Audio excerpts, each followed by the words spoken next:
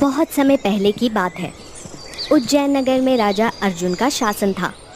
अर्जुन एक दयालु राजा था जो अपनी प्रजा का बहुत ही ख्याल रखा करता था। एक दिन अर्जुन अपने सैनिकों के साथ शिकार पर जाने की तैयारी कर रहा था। तभी एक दासी वहां जाकर अर्जुन से बोली, महाराज, महारानी ने आपको याद किया है। लेकिन अभी कुछ देर पहले ही तो हम महारानी से मिलकर आ रहे हैं। महारानी का कहना है कि उन्हें आपसे कुछ बहुत ही महत्वपूर्ण बात करनी है। दासी की बात सुनकर अर्जुन महारानी के कक्ष में चला गया और महारानी की ओर देखकर बोला, क्या बात है पद्मा? अभी कुछ देर पहले ही तो मैं तुमसे मिलकर गया था।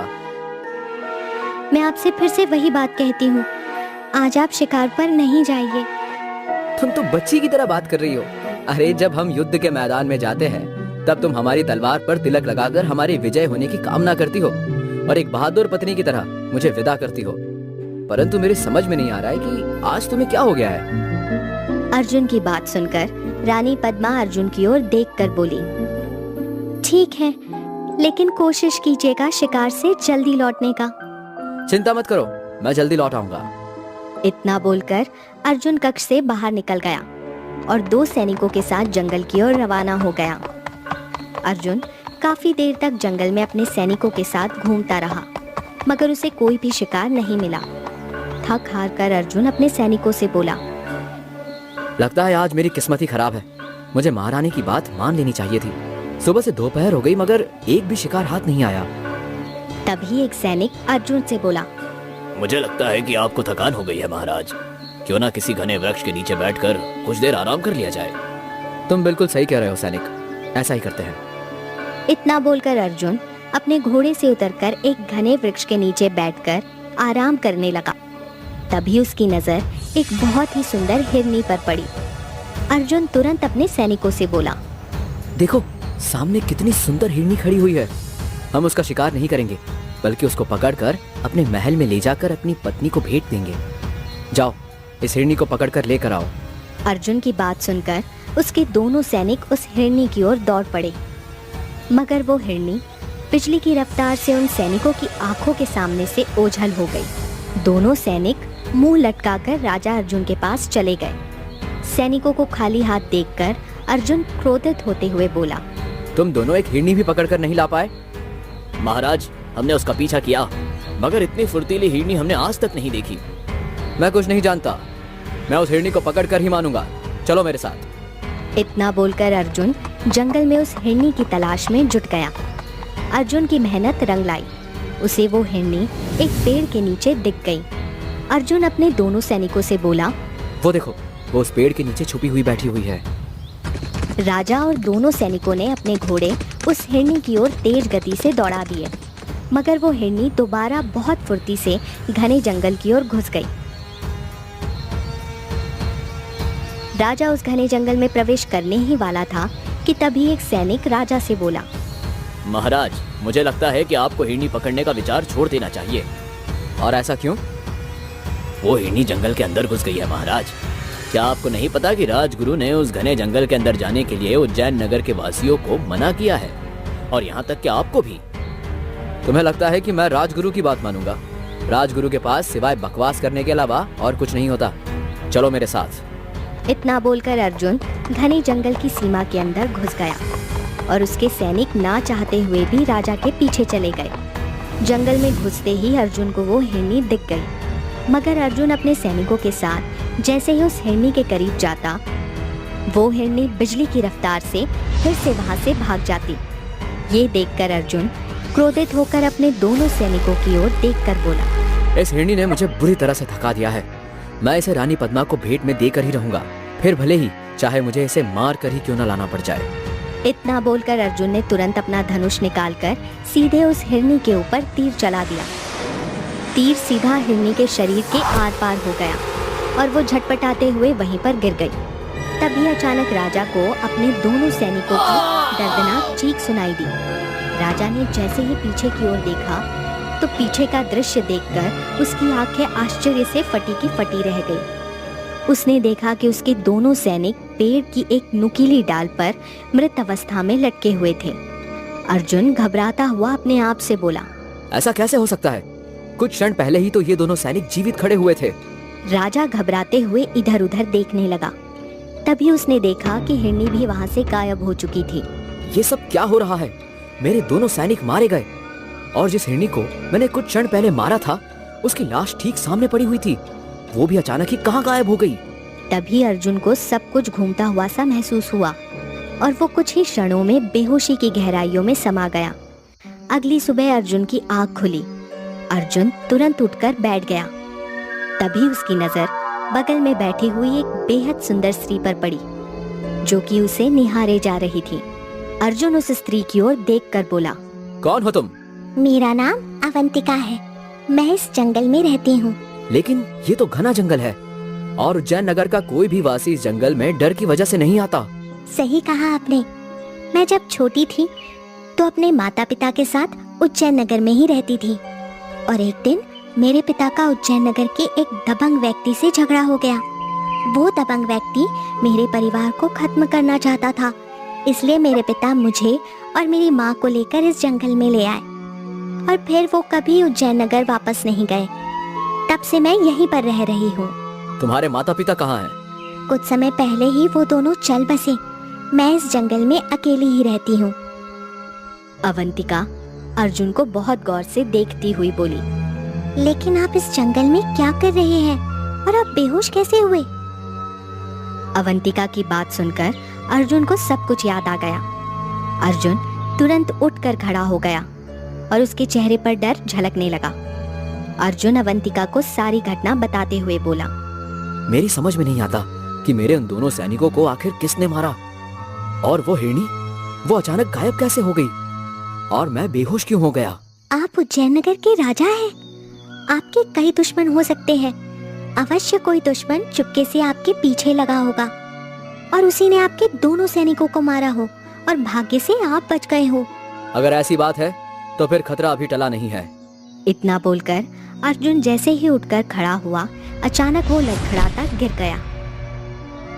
लगता है बेहोश होकर गिरने से आपके पाँव में मोच आ गई है। मैं जंगल की सारी जड़ी बूटियों के बारे में जानती हूँ महाराज। आप मेरे साथ मेरी झोपड़ी में चलिए, मैं आपके पैर की मोच सही कर देती हूँ। अवंतिका राजा अर्जुन का हाथ पकड़कर अपनी झोपड़ी की ओर चलने लगी।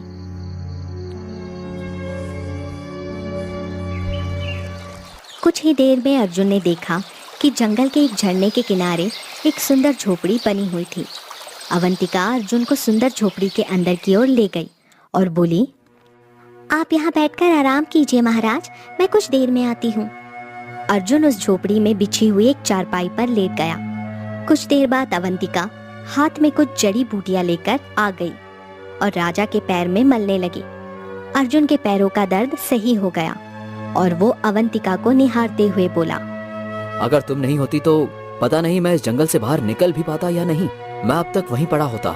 मेरे माता पिता ने मुझे यही सिखाया था कि हमेशा दूसरों की सहायता करनी चाहिए। अवंतिका ने इतना कहा ही था कि तभी एक कोयल झोपड़ी के अंदर आकर अवंतिका के पास बैठकर कूकू करने लगी। राजा ने देखा अवंतिका कोयल को ऐसे देख रही थी मानो कि वो उसकी भाषा समझ रही हो। अचानक अवंतिका का चेहरा गंभीर हो गया। अवंतिका अर्जुन की ओर देखकर बोली, महाराज मेरा शक सही निकला।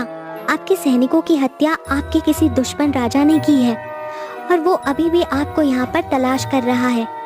मैं इस जंगल का एक दूसरा रास्ता भी जानती हूँ जिसे कोई नहीं जानता।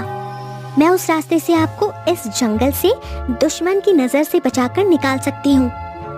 तुम इतने विश्वास के साथ कैसे कह सकती हो कि दुश्मन मुझे तलाश रहा है? महाराज मैं बचपन से इस जंगल में रही हूँ, इसलिए मैं हर जानवर की भाषा को समझ सकती हूँ। इस कोयल ने यही आकर मुझे बताया है। अवंतिका की बात सुनकर अर्जुन बहुत गहरी नजर से अवंतिका को देखते हुए बोला, तुम तो जानवरों की भाषा भी समझती हो और दूसरों की सहायता भी करती हो। तुम्हारे अंदर मेरी पत्नी बनने के सारे गुण मौजूद है।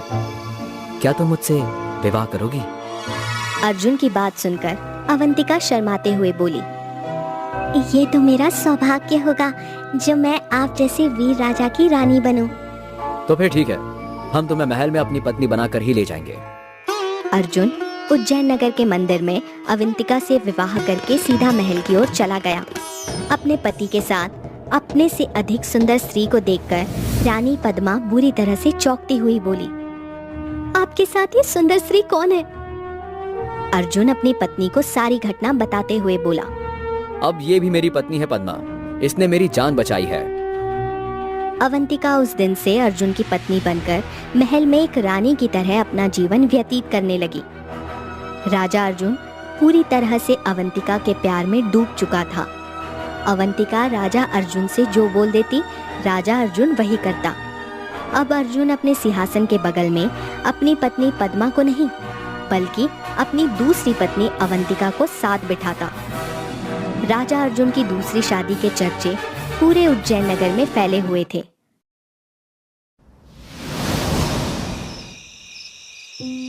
भीमा अपनी पत्नी कौशल्या से इसी बारे में बातचीत कर रहा था।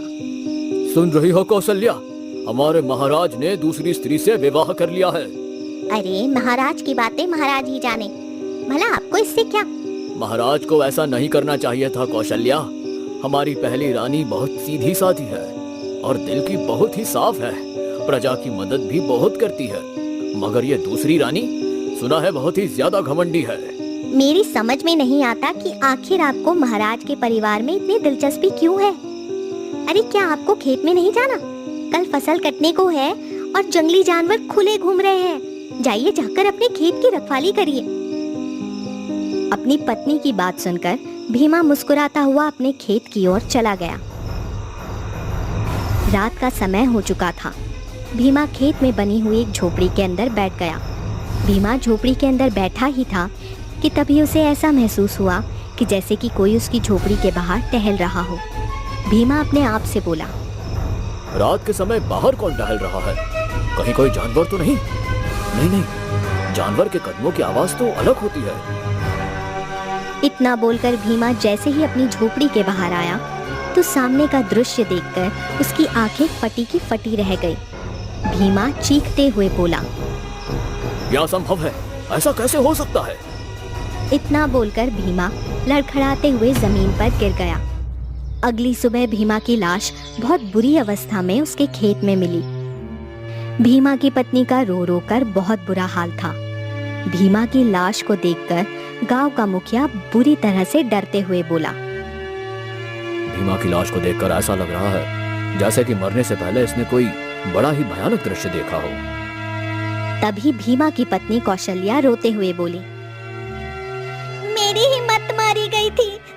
मैंने इन्हें रात के समय खेत में भेज दिया। मुझे क्या पता था कि कुछ ऐसा होने वाला है। चिंता मत करो कौशल्या, मैं इस घटना की चर्चा महाराज से जरूर करूंगा। मुखिया ने इतना कहा ही था कि तभी एक व्यक्ति चिल्लाते हुए बोला, अरे वो देखो, महाराज और राजगुरु यहीं पर आ रहे हैं। तभी अचानक वहाँ पर राजा अर्जुन राजगुरु और कुछ सैनिकों के साथ वहाँ पर आ पहुँचा और बोला, यहाँ पर इतनी भीड़ क्यों जमा है? मुखिया कांपते हुए सारी घटना राजा अर्जुन को बताते हुए बोला, महाराज, हमारे गांव में भीमा नाम के व्यक्ति की किसी ने बुरी तरह से हत्या कर दी। ये सुनकर राजगुरु बुरी तरह से चौंकते हुए बोले, कहाँ है भीमा की लाश? आइए चलिए मेरे साथ। राजगुरु और राजा अर्जुन धीरे धीरे कदमों से चलते हुए उस तरफ आ गए जहाँ भीमा की लाश पड़ी हुई थी। भीमा की लाश देखकर राजगुरु डरते हुए बोले, इसकी हत्या किसी जंगली जानवर ने नहीं की, बल्कि किसी और ने की है। राजगुरु की बात सुनकर अर्जुन चौंकते हुए राजगुरु की ओर देखकर बोला, आप कहना क्या चाहते हैं राजगुरु? महाराज, भीमा की लाश को गौर से देखिए। भीमा के सीने से दिल गायब है और जानवर किसी का दिल निकाल कर नहीं खाते। इसका शव देखकर ऐसा लगता है जैसे इसे किसी ने मारने से पहले इसके शरीर के रक्त की एक एक बूंद निचोड़ ली हो। यह किसका काम हो सकता है? ये तो मुझे नहीं पता, लेकिन पता करना बहुत ज्यादा आवश्यक है महाराज। मेरा मन कहता है कि उज्जैन नगर में ये पहली हत्या नहीं है। भविष्य में शायद इस तरह की हत्याएं और भी हो सकती है। हमें सतर्क रहने की आवश्यकता है। राजगुरु ने इतना कहा ही था कि तभी रानी अवंतिका जो कि अब अर्जुन के राजकाज में हाथ भी बटाने लगी थी, वहां पर आ पहुंची और राजगुरु की ओर देखकर बोली, ये किसी जंगली जानवर का ही काम है राजगुरु। ये इलाका जंगली है, इस मामले को इतना तुल देने की आवश्यकता नहीं है। लेकिन रानी अवंतिका। तभी अर्जुन राजगुरु की ओर देखकर बोला, रानी अवंतिका ने जो कह दिया वही सत्य है। मत भूलिए राजगुरु, रानी अवंतिका आपसे ज्यादा अनुभव रखती है। राजा अर्जुन की बात सुनकर राजगुरु आवेश में आ गए। महाराज, मैं देख रहा हूँ कि जब से आपने रानी अवंतिका से विवाह किया है, आपके अंदर सोचने की क्षमता कम होती जा रही है। मैं आपके पिताजी के समय से बतौर सलाहकार काम कर रहा हूँ। मेरी बात ना मानकर आप बहुत बड़ी भूल कर रहे हैं। मुझे लगता है राजगुरु कि अब आप कुछ ज्यादा बोल रहे हैं। मत भूलिए कि मैं उज्जैन नगर का महाराज हूँ और रानी अवंतिका मेरी पत्नी। आपकी आंखों पर रानी अवंतिका के प्यार की पट्टी बंधी हुई है महाराज, इसलिए आप सत्य और झूठ को परख नहीं पा रहे हैं। तभी रानी अवंतिका रहस्यमयी अंदाज में मुस्कुराती हुई राजगुरु की ओर देखकर बोली, मुझे लगता है राजगुरु, अगर आपको मुझसे इतनी ही आपत्ति है तो आपको संन्यास ले लेना चाहिए।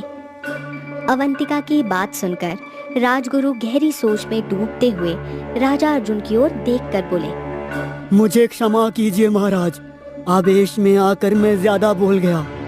कोई बात नहीं राजगुरु। इतना बोलकर राजा अर्जुन अपनी पत्नी अवंतिका के साथ वहां से चला गया।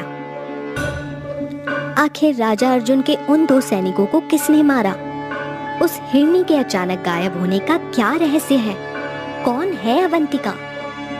क्या वाकई राजा अर्जुन उसके प्यार में अंधा हो चुका है?